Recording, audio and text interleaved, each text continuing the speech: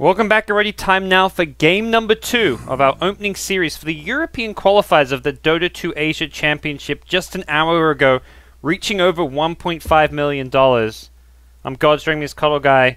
What would you do with $1.5 million, KotLGuy? He'd maybe buy a mic. KotLGuy, you with me? I had such a good opening, and I get left out to dry. Sorry, I forgot to. That's my fault. I forgot to unmute my mic. I laid back. I'm like, oh, $1.5 million. What would I do? Well, I'd buy some common sense to unmute my mic first. Second, probably take care of my family and live off. Get 7 monitors. Have the most ultra dose setup ever. I can get on board with that, for sure. No, I don't know. That would be amazing, but yeah, 1.5 million. We did it. And that is going to continue to climb for who knows how long. This tournament, what do you think? How high do you think this will go? I think definitely should reach 2 million. I don't think it'll go too much beyond that. I think like 2.5 is probably kind of close to tops. Really? Still got lots of time ahead of us. Plus the whole land and everything? Well, it's actually, I mean, we've only got a month, 1 month essentially. So, yeah. I'm going to say 4 million. Wow. That's big. Yeah. Going pretty bold. I think it could reach 3, but I would be surprised if it went well past 3. But who knows? I don't. Once some of the like rewards start coming out, have they released the second immortal chest yet? I'm not entirely sure. That's going to be the next huge jump when they release those fancy new shiny hats that you can get. Yeah. You know, second set of hats. And people are like, gotta have the hats. I got $1.5 million. I want hats. And they're just gonna invest. So we'll see. I'm excited though. It's a lot of money. That's more pressure though on these teams, and we saw it there, man. Game number 1, very tense, very nervous from both teams. It felt, at least. They are both already playing with some shaky rosters, some new rosters, fresh faces. So we'll see if they can pull it out here. And if you don't mind, just looking at the draft, it looks like we're going to get to see our juggernaut come into play here for Alliance. This guy has been so highly touted. I love the hero. You know, I don't mind a juggernaut, that's for sure. As Alliance even picking the puck with it, which is a hero we haven't seen much of, I would say, over the last few weeks. There's been much more preference towards like the Ember Spirit type heroes, even the Storm Spirit, which we see Tinker get with their Wisps. So interesting openings from both teams. We're definitely seeing some changes as far as what teams prioritize with bans and picks now in this opening stage. Yeah, and I'm rattling my brain. Maybe a while ago, but I haven't seen a lot of Wisp play come out from either Bulba or Way Too Sexy. So I'm curious who it's going to be. I mean, EGM was previous on the team, and he's a big Wisp player himself. But you know, I'm wondering if they're going to be able to shake off whatever rust they could have with Wisp, or maybe I just didn't notice. So we'll see if they can make it work here. And Storm Spirit, the follow-up. I know a hero that KotLGuy loves to play, and I know Sync and Handle as well. A lot of teams putting a lot of favor behind this Storm Spirit. I know me and you got to see the young prospect Sumail really go off the rails with the hero, so just kind of shows what this hero can really do. Yeah, and somewhat alright here.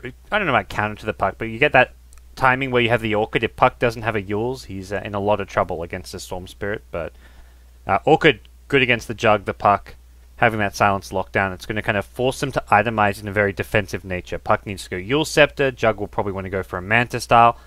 Items they may get later on, but they may kind of just like get them earlier and have less damage output as a result, or the Jug won't be able to go for his Blink Dagger or Mask of Madness, who knows. It just kind of has to affects how they play and itemize a lot, which is kind of a nice thing to have some control over with a pick like Storm. Moving into the second wave of bans, they're going to get rid of the Tide and Skywrath. And on the side of Tinker, they don't want to deal with an AA. The Lion again, of course, Faceless Void. He's got to go.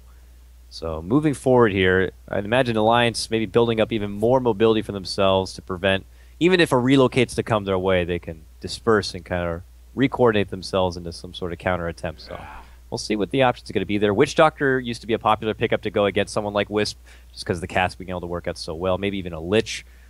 Disruptor is a hero that received a lot of recent buffs I'm a big fan of, and of course with Glimpse that would certainly help. So we'll see what they want to do here. Aki plays a bit of Disruptor, so I could see them definitely taking an approach like that.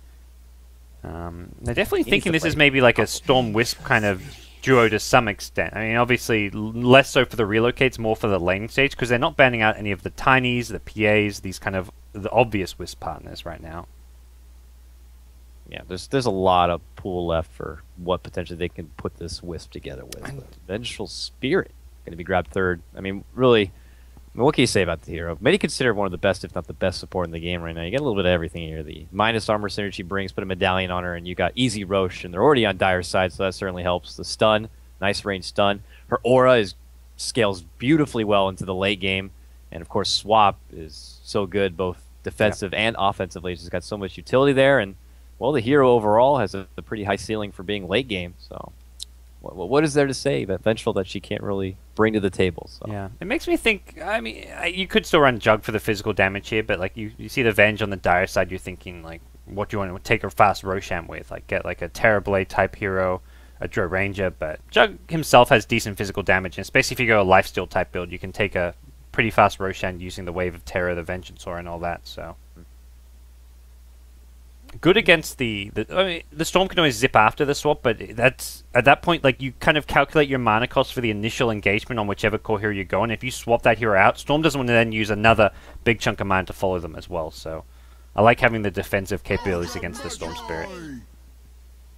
Ogre going to be picked up again here for Tinker. It was ran by Bulba in the previous game, and well, they did find some success. I don't know if Ogre was the reason behind it, but Bulba definitely did find respectable farm with it, managed to pull together that Agnums, and was kind of the gem carrier. And early in the game, he did a nice job being able to zone out EGM from the lane, and then, of course, was the bodyguard for the runes. So if you got a good thing going, why not just kind of keep at it there? So he grabs it up, and I wouldn't mind seeing Ake, maybe play a Coddle here.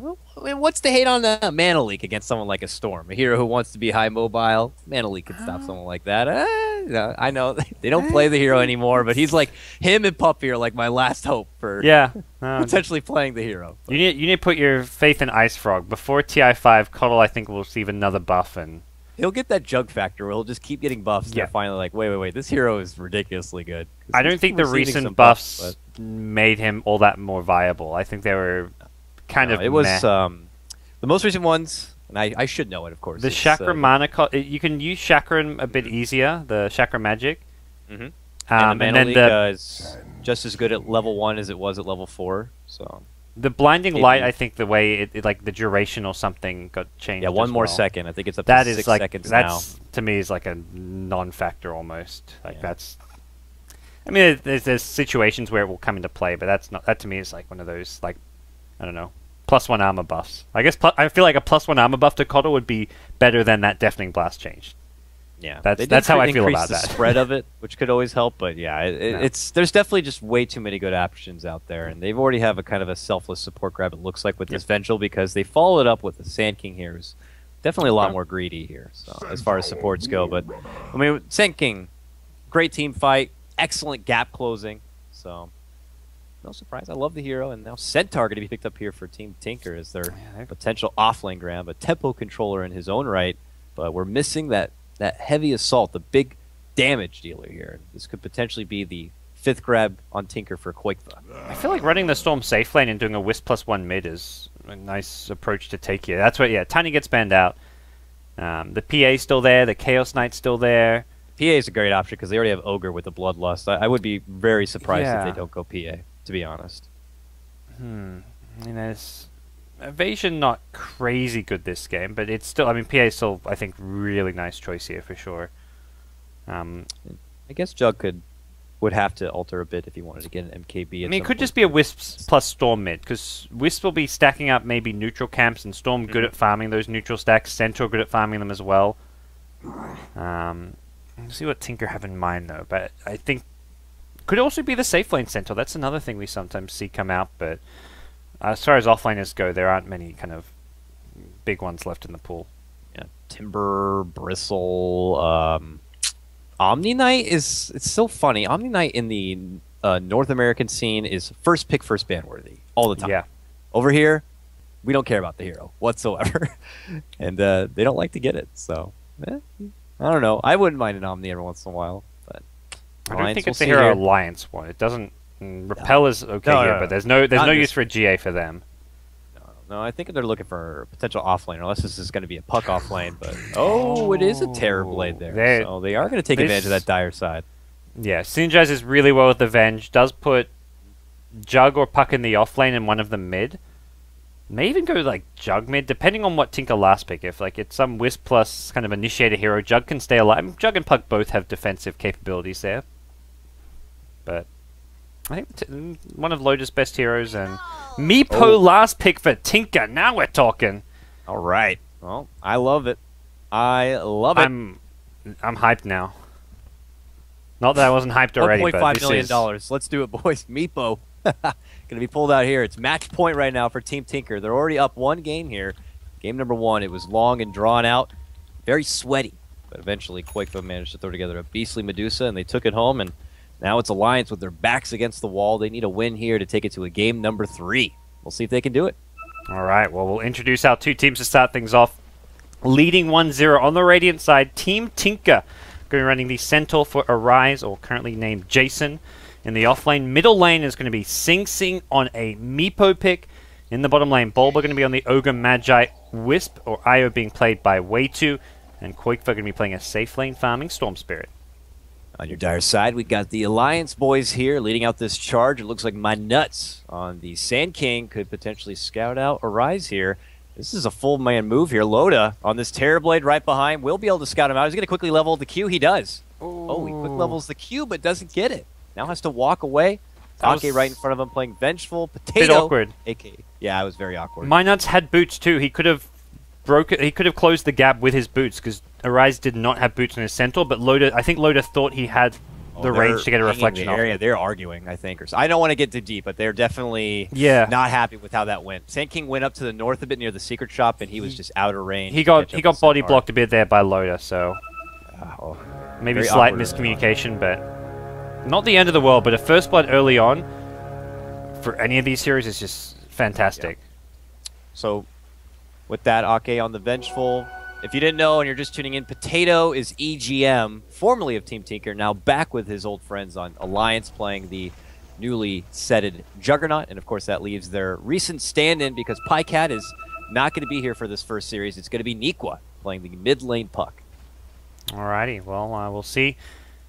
Straight into the jungle for your Juggernaut. He's going to block off the big camp and prevent any kind of stacks happening there for Wisp. But Wisp is bottom lane. If he wants, he can stack the other big camp. So this is actually not as big of a ward as it may seem right away. So does work well against a Meepo, because Meepo will stack this himself if not. Meepo, one of the fastest jungle farmers you can kind of have. So it's still a good ward nonetheless. But as far as Wisp is concerned, there's other camps he can be stacking and pulling. Now Bulba and EGM meet once again for 2 straight games. They will have their tussle. He'll zone him back. Hey, good buddy. I'm just gonna, make sure you don't get anything in this lane. Oh, draws the range creep. That wasn't meant to happen. Small little thing, but this pushes out the lane a little bit. So there we go. Bulba back to just keeping EGM away. On the other side for Jason or Arise on his Centaur, he went with the Stout Shield build, not boots early on, but still feels pretty confident that he can soak up whatever damage. They do have dual stuns here, so with the appropriate amount of lockdown and he overextends himself, he was thinking about dancing over there, but he could still be in big trouble. So definitely has to be a bit cautious of that until he does get those boots. It'd be a little bit easier to get away. Bottles coming out. Sing Sing has his, as does the Io for Tinker. Way2 going for a bottle rush with, I think, Bulba buying the wards as well as Courier for the team, so they're going to be looking to control all the runes here. Sing Sing can take top runes, the Wisp can take the bottom runes. Although getting the bottom runes against the Jug, not easy, because Jug has boots and he can just sit there, use the Blade Fury and try and take the runes himself. But hey, that's where they come in and look to zone him out. At this point though, Wisp getting runes is not that high impact. Like even a DD rune like this, he's not going to use this to... He's not going to be able to use this to make much happen. At least it doesn't feel like it. He could just go ahead and prove me wrong, but... So your 2-minute rune spawns, nothing really comes out of it. It's just kind of addressed there at the top lane. Alliance want to be able to secure that one. They'll kind of head on back. And CS, as far as mid lane goes, Sing Sing's off to an 8-0 start against Puck's 10, now 11-5. So using that null and getting those last hits in, but now the poof's coming through. Sing Sing has that companion second Meepo to work with now. We'll see what he can look to bounce on back as far as farm goes. And now you see Way2. That ward will come into play here. He's going to be he'll scout out now. He may actually, he's going to get to this big camp in time to stack it looks like, so it actually doesn't hurt him too much. The other reason now that I'm thinking about it, that potentially he wanted to make sure he blocked out that camp, is there is that trick with Wisp that you can pull to the mid lane if you draw in that troll. If you get that troll, you can kind of draw the lingering auto attack towards the lane and pull it. I have done it myself a couple of times, and it could definitely be devastating to the opposing mid laner. So triple stack here, waiting for either the Meepo or the Storm Spirit. Maybe more likely the Meepo to help him snowball. Storm's going to get free farm in the safe lane regardless. 22 CS with 14 denies. This EGM again getting the deny treatment. Last game it was Sing Sing on the Ember Spirit. This time around it's the Storm Spirit of KotLGuy just piling in denies.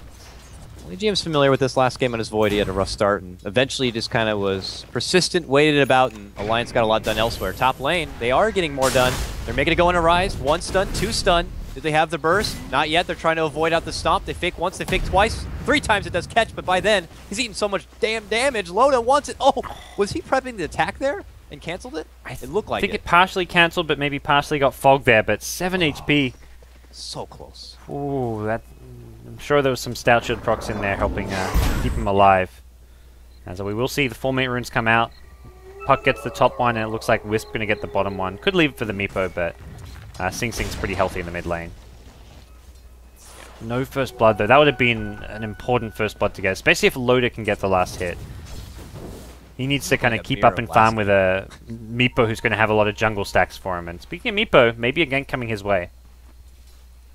We'll see here. They look to rotate in behind. Nice smoke play with double stuns. If he gets caught, he is dead for sure, and I think he's going to get caught. Here we go. He's waiting out. The Burrow Strike wants to get one lick in with the auto attack, and now Sing will go down. Your first blood going to be drawn. Arise does the rotation. Not going to get there in time to help out, but I was going to say maybe he'll plant himself in the mid lane to soak in some XP, but no, he's going to take that trot of shame back to the top lane. Yeah. He got a lot more out of the off lane than the Jug. He was level 3 when Jug's still level 1. Jug only just now hitting level 2. And Tinker putting a lot of emphasis in zoning out the off lane. And last game I feel like Tinker won the game ultimately, but I feel like the work they put in zoning out EGM definitely did not pay off because EGM found space to farm and ended up getting a lot more than the Tidehunter did. So we'll see if a similar thing happens this game, or maybe, I mean, I feel like Jug is much less of a catch-up hero, though. He wants to gank as early as possible. If you're playing catch-up on a Jug, you're not really getting all you can out of this hero. Yeah, and even then, even with just like level 1 Omni, it's very, very little. So you have to make sure you make it count. Such an unpredictable ultimate as it is, you have to make sure that you can make the most out of it. Looks like he's going to have to make work in the jungle. He's so farm because he got the first blood too, so he's going to have like an 8-9 minute blink dagger if he goes pure jungle, and I think that may be the case here. He's not going to get the solo XP as EGM's like, guys, I'm really screwed in this offlane. I need something. So he'll take some of this, and this is the time where you rotate your Meepo into the jungle and give the mid lane to an underleveled support. It's going to be the Wisp taking the mid lane XP and the Meepo getting runes and poof farming this the jungle camps. Yeah, and also KotLGuy still got everything he could want in this bottom lane, so we'll see if he wants to... Unlike last game when he just had to wait until he got to his critical mass, this game, you know, he might be able to get online a lot quicker, and we could see his Storm begin to go off the rails sooner than later, especially with the farm he's already getting. Yep. One last poof will finish off the neutrals here. Level 7 on your Meepo. 1,500 gold. Normally it's just an Ags Rush. You can... Some players will go for a blink along the way, but I feel like Meepo very squishy against this kind of a lineup. Sand King, Puck, the Venge to amplify any physical damage with the Wave of Terror. This is not an easy Meepo game by any means, so I think this may just be like a Treads Ags Rush type game. Plus, you have this Terrorblade on the other side, so things have shifted a bit as far as play style. Last game it was Tinker who wanted to create the space, get their core farmed up, and I think it's going to be the same game plan, but this time for Alliance. As they have a nice set of bodyguards here. They might try to make another go onto Arise. They have the 1 stun. MyNuts gets the 2nd stun. Do they have the damage now? Loda certainly does. Holy moly. Not going to get so lucky this time, Arise. They do take him down. 2-0 for Alliance. Yeah, nice kill. They could open things up for the tower pressure as well. I think Center, all in all, is not... like, obviously he doesn't want to die there, but I feel like he's doing really well in this offlane. He's level 5 already, has 13 CS, has Tranquil Boots. I feel like he's done really well in the offlane. Even at this point, still right now, I think things are looking really good for the Centaur, even with that death. So, Would love to keep this tower alive a bit longer, but this is just the nature of Terrorblade. Unless you're rotating in like your mid hero or another support, you just can't defend this kind of 7-8 minute push from a Terrorblade Venge. So they're going to grab this tower. Mid no lane, problem. Puck. Oh, DD Rune will get a solo kill onto the Meepo. Nikwa. That is the rune you want for those mid solo kills. Very, very strong start coming up from Alliance, taking 2 of the 3 lanes, mid and top. Bottom, still going for Tinker, as QuakeFlip's been getting all the room he could ask for, and now they're adding their own pressure on the tier 1. Bulba had been committed to planting himself in this lane and continually zoning out EGM. They didn't want to rotate anyone towards that top and help out the Arise Centaur. So now they'll just try to make a trade happen. It looks like they will be able to get it. No real contention, and they'll walk away with it. But Alliance still up and ahead here with those 3 kills now, and I don't think they're going to stop. They already have Ake here scouting out the mid lane. He could. The worry mostly is the Meepo dying, and he's still farming really well. He's not being shut down completely.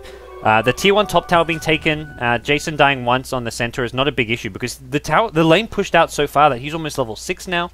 He's got a lot of farm still, so I still think Centaur's doing really nicely. It's just, yeah, the Meepo who can't be giving away too many kills here, especially solo kills. That gets Puck up to like level 9.5 now. Treads and 1600 gold for Nikwa. He's ridiculously farmed on Puck. Way2 just loves to go so deep to plant these kind of wards. He did it last game on AA, and it just doesn't stop this game. He goes so in there just to make sure they have that bit of extra vision behind. They want to be able to see that if they make a jump on him, the rotations are going to come, I suppose, but they can see EGM making his return, and they do ping him out here, so we'll see. They know he's alone. Stampede online now with Centaur, getting that in the middle lane, and we'll see what the plan's going to be. Storm is looking to head back to base, give the lane to the Ogre to maybe get his level 6, and we could see Storm TP somewhere like mid, maybe even bottom lane. Like killing the Jugs may be the easier kill if you can chain stun it with a Vortex into Fire Blast. But he's definitely thinking this is the time he goes for a kill and then finishes off his Orchid after finding like 1 pickoff if possible. Finding that pickoff though is hard because Puck is not an easy kill mid. Rune pops up, it's a regen, going to be immediately denied there from Ake before Sync can kind of waltz over and grab it. That leaves the bounty at the top, which looks like it's going to be grabbed up here. Sanking his blink, by the way. Oh, yeah, that's a really nicely timed blink. He's going to put to use right there. It goes empty right after. Oh, and QuakeFlip gets silenced. Oh boy. Big grab for Alliance right there. Beautifully set up from my nuts. That was good awareness too that the Puck could get there in time. Puck didn't have blink, but he just orbed in. Didn't even wait for the orb to do damage. If he waited for the orb to do damage to the Storm, he would not have hit that silence. So, good execution from Alliance to get that gank. Not an easy kill there on the Storm. And that's right as he left that bottom lane. He was free farming away, leaves the lane for a gank and just dies. Doesn't get anything. As Alliance now get their 4th kill, uncontested of the game. Really have shaken off game number 1. Coming out so strong. Maybe adapting to a play style they're more comfortable with or something. They have definitely found their groove for now. And look at this, even Ake scouting out Sing right here. They could make another big jump in. The first stun going to connect. Sing in trouble here. Orb connects, and that's all she wrote. Sing goes down, and Alliance continue their tear here. 5-0. And Loda also continues to farm it on up. 83 and 29 CS for him. He's a top net worth and already pressuring the tier 2 tower. This game might not go nearly as long at the pace it's going at right now. And Tinker were just going for a kill bottom lane, and it's just a Blade Fury TP out. Easy escape for EGM's Juggernaut, and Terrorblade farming fantastically well. Has Treads Yasha. Whenever they want to, I feel like they can just take Roshan. Especially if they get something like... If they spot a DD rune and can keep it for Loda, that's guaranteed Roshan in no time at all. I guess he has to have the Metamorph up, which is going to be on cooldown for a bit longer. Trying to make a jump, but it was an illusion. They waste... Oh, was that top jump lane? In and the Stampede. Yeah, they make a go, but it was just a little Terrorblade illusion left in the lane. That's worrisome. And, they need to be using stuff like the Stampede now. So the frustration probably building up a bit here for Team Tinker is they've been picked time after time, and now with something like that, they really need to stay headstrong in a game like this. They're already up 1 game. They only need 1 more. Kind of move on to the next round, and Alliance putting up one hell of a fight in this one. Sing, though, continues to farm it on home. He's 1 component away from that Agnes. Yeah.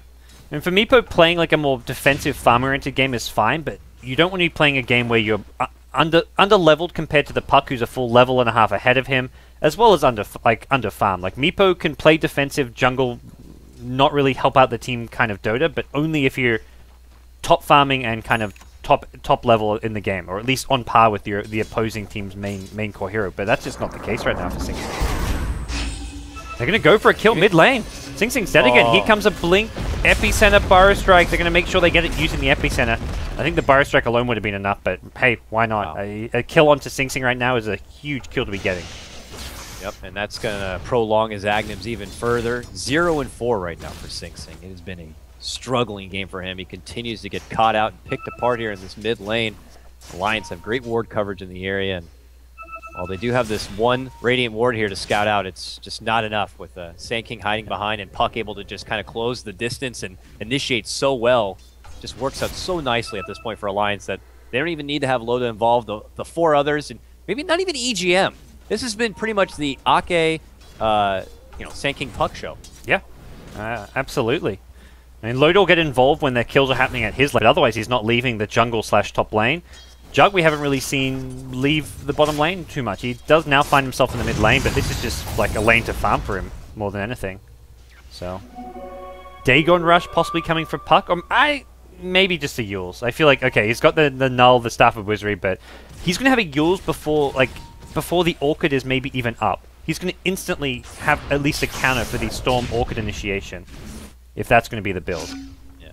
I see also, reason for a Dagon. I mean, at this early, if you get it that early, someone like a Wisp is not going to be able to survive. It's great against Meepo too, because you've just got to burst down the one Meepo. So I think Dagon on Puck is actually a really nice item against Meepo. My nuts. They don't see my nuts. He's scouting out Sing Sing right here.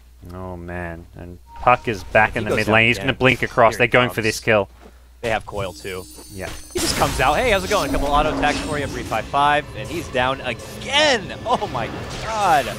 Rough game. Qualifier comes through, but he can't seem to get a hold of him. Finally gets a hold of Nikwa here with the Vortex. Can he make it out in time? And he cannot. Bulba rotates in and gets the extra bit of lockdown there with the Fire Blast, and they take her down. They finally get themselves on the board. And that ends up being well worth it for Tinker, though, just because of the lead that they have. Getting a high-value kill on the Puck there gets Qualifier his Orchid, as well as a lot of XP. He's level 11 now, so Meepo in some ways the hero who needs the farm more, but when you're behind, the 1-for-1 trades actually get you more gold, more XP.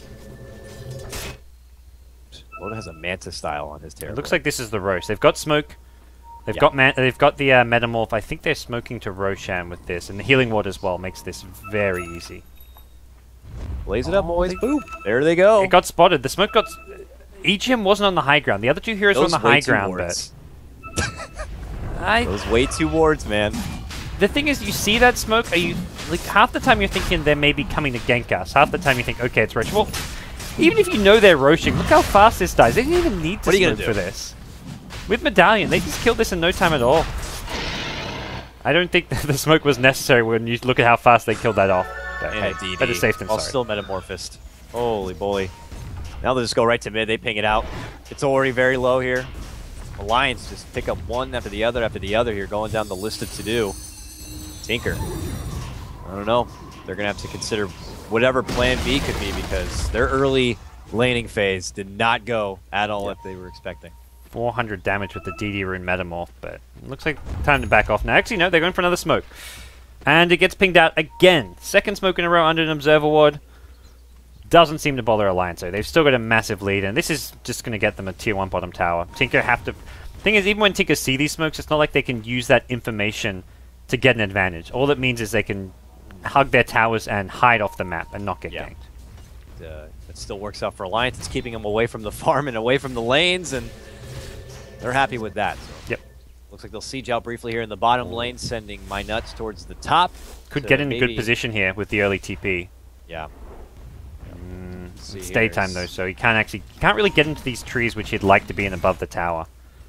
That's the ideal position, but he may just go for a Blink Stun. With this TP from Puck, this looks like a dead Meepo counter gank coming in. Blink Sentinel Stun catches 2 and a relocate. They're going to bring in Qualifier.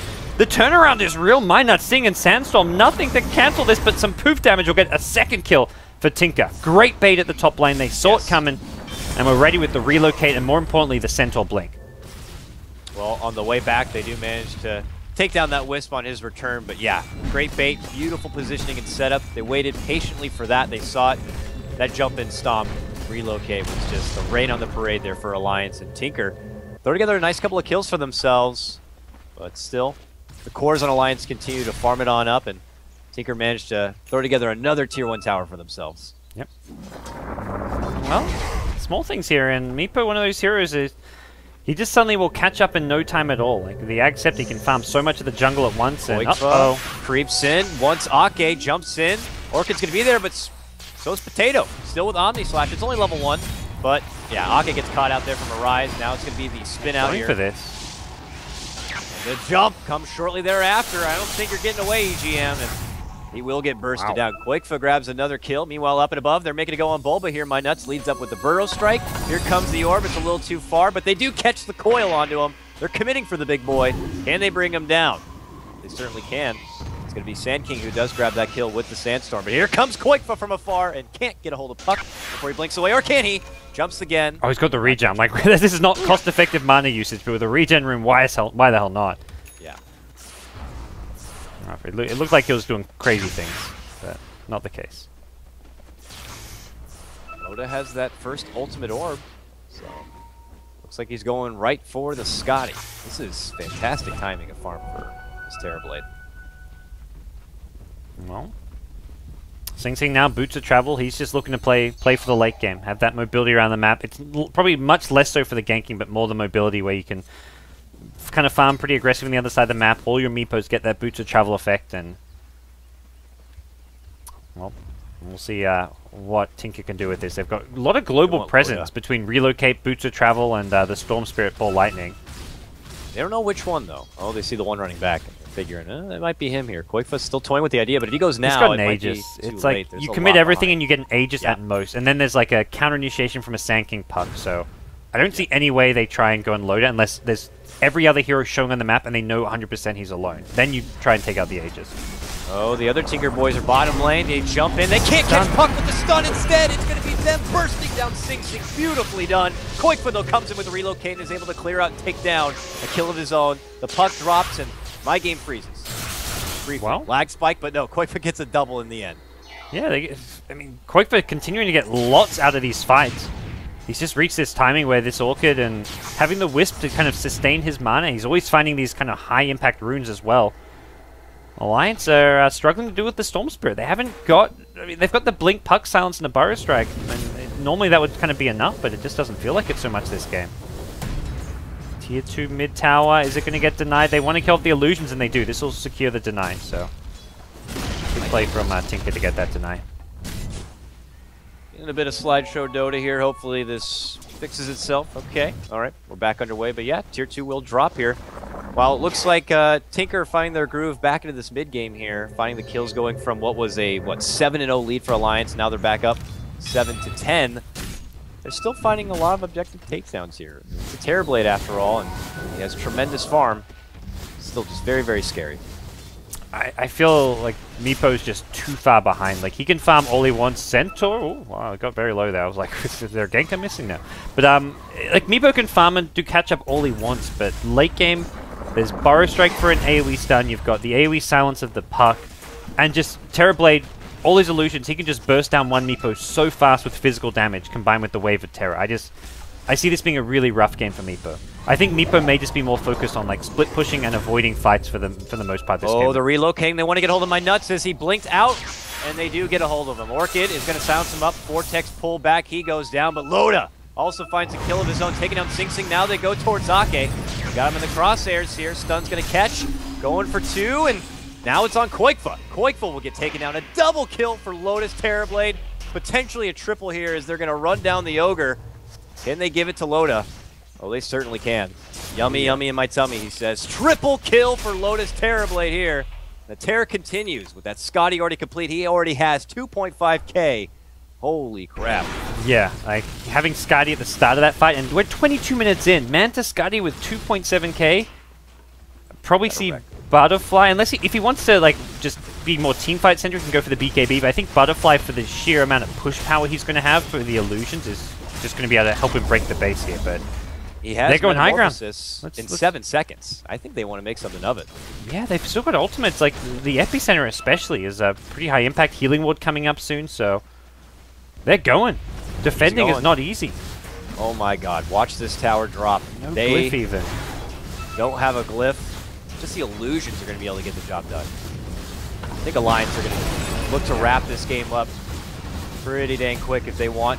Rise trying to slow them down with that stun, but just look at the illusions already. One Rax drops, then they pull back with that. Very happy. Yeah, Meepo's doing the only thing he can do, which is farm the enemy jungle, push out the top lane, but your base is slowly being put away. They get the range tracks. Getting the melee's a lot harder, but it's looking like it's still possible with this Metamorph up. Terrorblade may be waiting a bit for the Manta cooldown, so he has that way of getting out of the Storm Orchid. That's kind of the one scare for him, and it looks like Alliance are actually going to play things safe, back off. I mean, at this stage, 23 minutes in, you've got a range tracks, you have a Terrorblade with 4k gold. You're in no rush to end things. Looks like they step back. I'm not sure exactly what the Roche timer is. It looks like my game glitched. I don't have a timer anymore, but they'll have to wait a bit. It hasn't shown yet. It's just about to show, so we'll see the little pop-up in a second. I won't be able to see it at all, sadly. Oh, jump in mid lane. KotLGuy trying to get a hold of Nikwa here. Can he get it? Jumps back. Orchid there. Swap out from Ake. The Sunder! The Sunder just saved him. And the Sunder. Yeah. What a player, Loda. Alright, there we go. 143 to a Roshan, so kind of a mid-range Roshan respawn. That was a nice Thunder from Loda. I'm 90% sure Nikwa was dead there. He did go for the Dagon. He's going for the Yules next, and considering how fantastic he started off, it seemed Dagon was going to be really good, but he has been kind of dealt with a bit by the Storm since going for this, and I feel like they had so much damage and such a good lead. Going for a defensive item would have been okay, but yeah, it's still like, this Meepo just stands no chance against the burst damage that Alliance have right now because of the Dagon as part of that reason. Oh, long jump from KotLGuy going right for my nuts. He already has the dust pop, and they take him down. Now EGM will step back. I don't think I've even seen EGM pull on an Omni. It probably happened in a lot of these skirmishes, but no solo Omni pickoffs, at least as of yet here for EGM's Juggernaut.